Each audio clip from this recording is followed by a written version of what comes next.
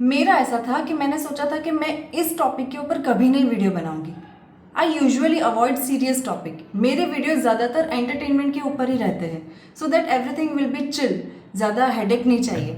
But ये वाला topic ऐसा था कि मैं रह ही नहीं सकी वीडियो बनाने से। Yes, it is the Kancha Gachibowli forest issue which is going on in the Hyderabad university.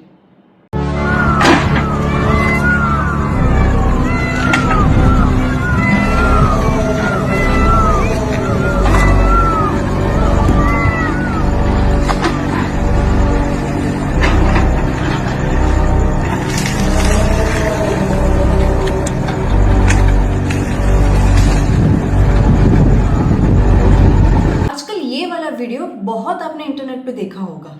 Yes, it is devastating, right? जिस तरह वीडियो में दिखाई दे रहा है तो उसमें से तो लग रहा है कि ये रात का टाइम मालूम पड़ रहा है। Yes, birds, animals, even plants, they all sleep as soon as the sun sets. They don't remain awake like us for partying, for gathering और for the late night Maggi cravings.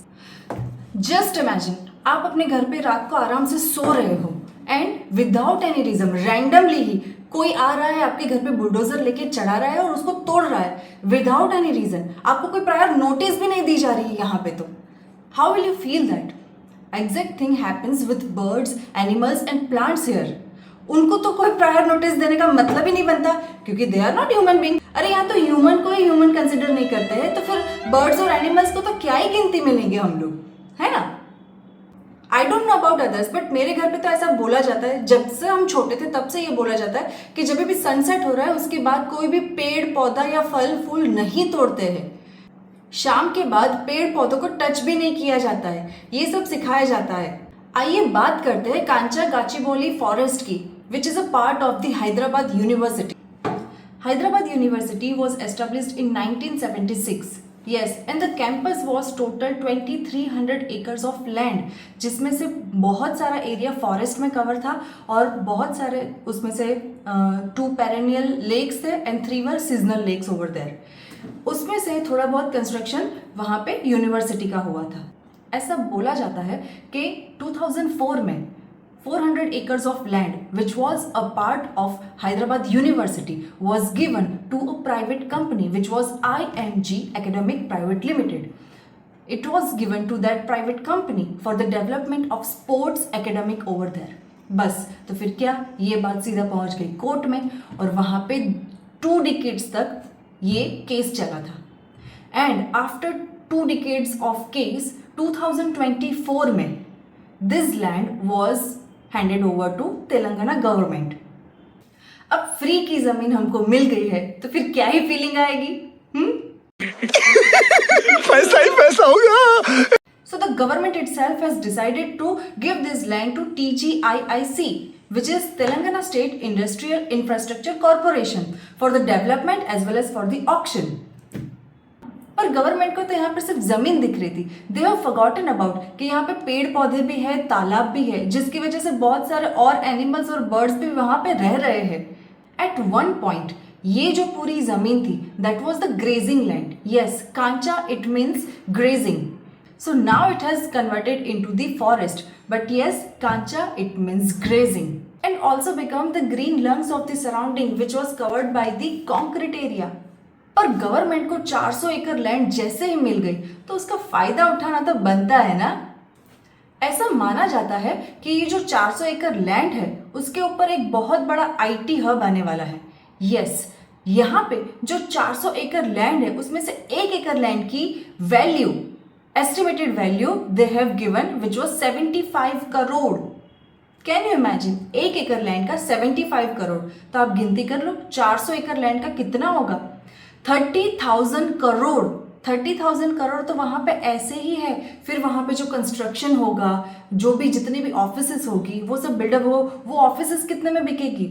सो अगर हम estimation करने जाए तो 50,000 करोड़ का वहाँ पे एक सेटअप लगने जाने वाला था। Can you imagine? It's a huge amount. It's not just huge, it's beyond huge. जो बड़े सारे गफले ये पॉलिटिशियंस करते रहते हैं in the name of development, ये 400 एकड़ लैंड का तो बहुत छोटा है इनके लिए। उसमें से हाँ बस पैसा तो ले लिया हमने, 400 एकड़ लैंड ही तो जा रही है, और कितना जा रहा है? मेरी जेब से थोड़ी है, मैं जहाँ पे रह रहा हूँ वो थोड़ी जाने वाली है ना? मेरी जगह तो ठीक है, मेरा बंगलो तो ठीक है, मुझे तो गार्डन वाला बंगलो मिल रहा है, मेरे पास खुद का फार्म हाउस है, सब कुछ है और जेब में अच्छे से पैसा है। बस तो और फिर सोचने की क्या बात है मुझे? The Telangana chief minister Revanth Reddy ने ये अनाउंस भी किया था कि ये जो आईटी हब बनेगा उसमें से 5 लाख जॉब क्रिएट होगी। Really 5 lakh job? और सबसे बड़ी बात ये है, तो जो ये 400 एकड़ लैंड है जिसका डिफॉरेस्टेशन हो रहा था, उसका कोई भी पर्टिकुलर मैप कि ये पर्टिकुलर एरिया में ही हम लोग डीकंस्ट्रक्शन करने वाले हैं, डिफॉरेस्टेशन करने वाले हैं, उसका पर्टिकुलर मैप कोई भी पब्लिक डोमेन में they have not represented, they have not given it. और इतनी भी क्या जल्दी थी डेवलपमेंट करने की कि आधी रात को ये पूरा फॉरेस्ट आपने खाली कर दिया? ऐसा माना जाता है कि वहां पे 17,700 ट्रीज थे, जिसमें से 10,000 trees they have already cut. Yes, more than 60% of the forest you have cleared.